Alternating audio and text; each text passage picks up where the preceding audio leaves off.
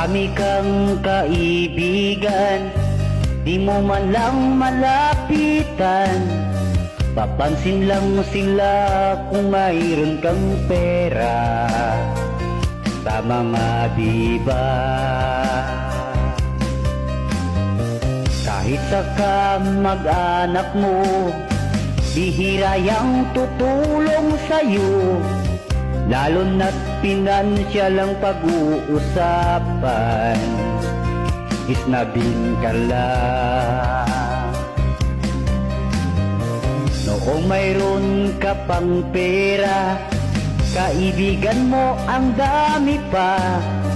Ang kasiyahan ay iyong naranasan, iyong nakamtan.